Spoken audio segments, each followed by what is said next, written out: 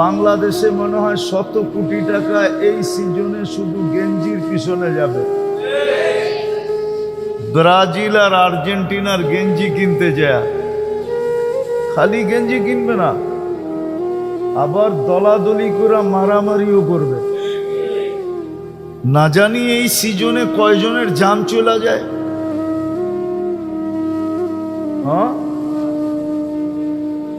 না জানি কয়জনের জান চলে যায়।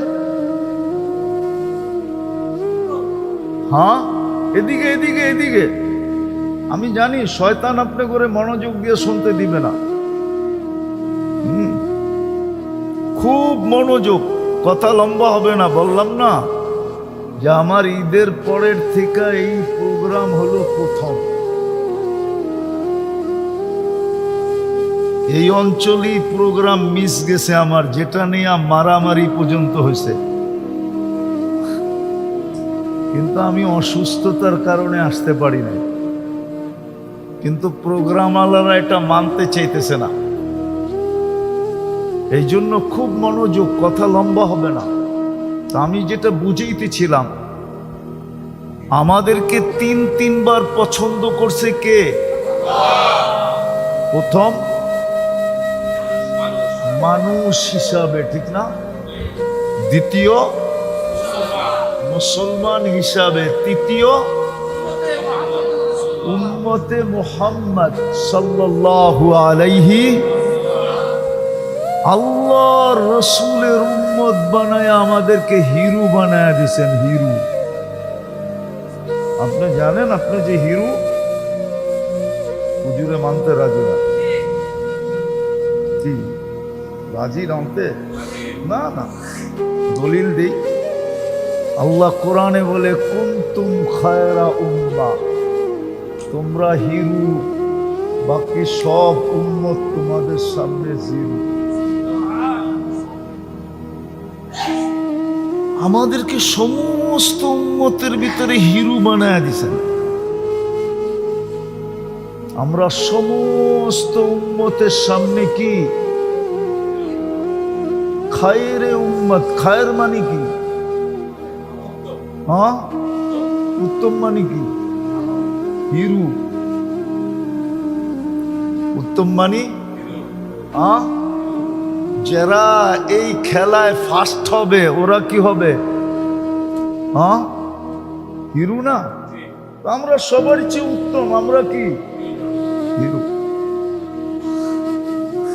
তো তিনবার আল্লাহ আমাদেরকে কি করছেন? কয়বার? প্রথম পছন্দ মানুষ হিসাবে, দ্বিতীয় পছন্দ, আরে মনে থাকবে তো, নাহলে আমার আগের কথা বুঝে আসবে না আপনাদের।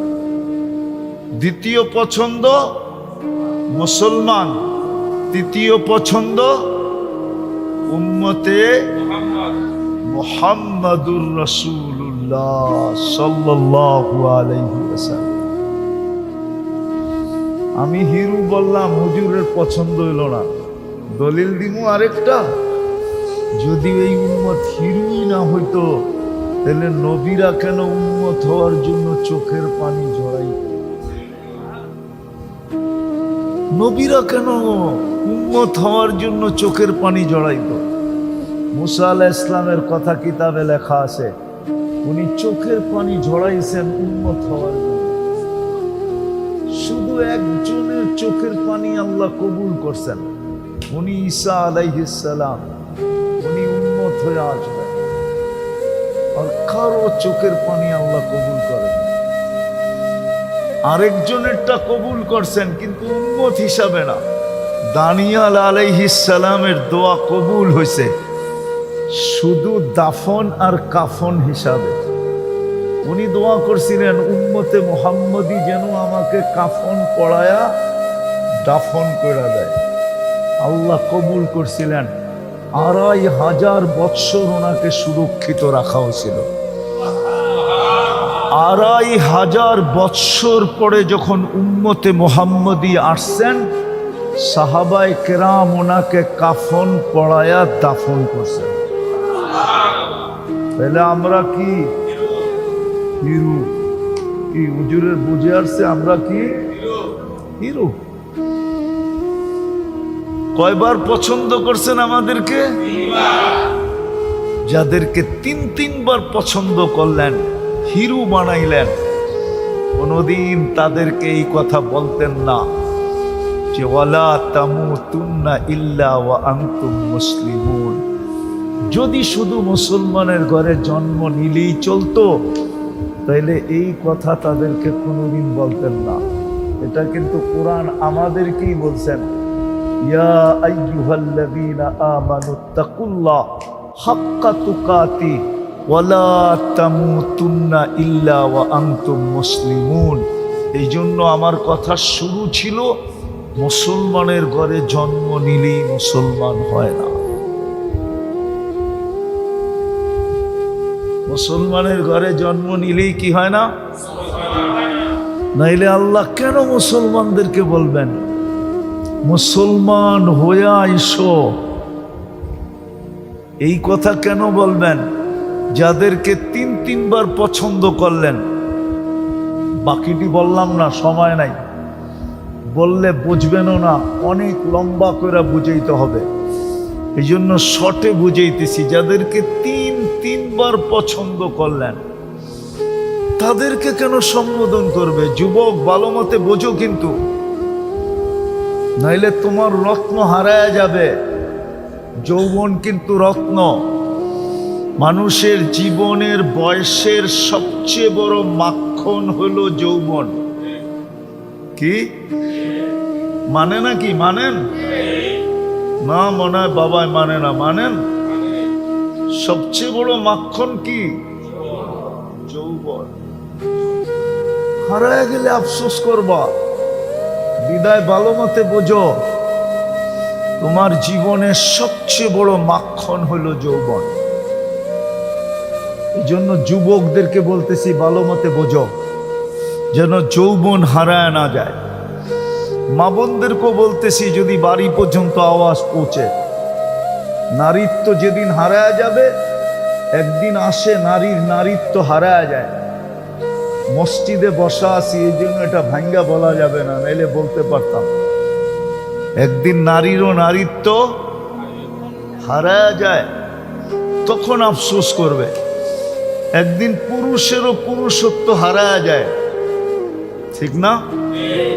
হ্যাঁ, বয়সের বারে পুরুষত্ব কি যায়? হারায় যায়। তখন বুঝে আসবে, কোনো কাজে দিবে না। এই জন্য আজকে বুঝি, মুসলমানের ঘরে জন্ম নিলেই মুসলমান হয় না।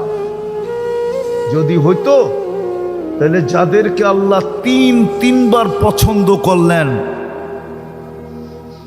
যাদেরকে উম্মত হিসাবে হিরু বানাইলেন, হিরু, কুনতুম খায়রা উম্মাহ, ওদেরকে আল্লাহ সম্বোধন করতেন না। কোরআন উঠায় দেখেন, ইয়া আইয়ুহাল্লাযীনা আমানুত্তাকুল্লাহ হাক্কা তুকাতি ওয়ালা তামুতুন্না ইল্লা ওয়া আনতুম মুসলিমুন।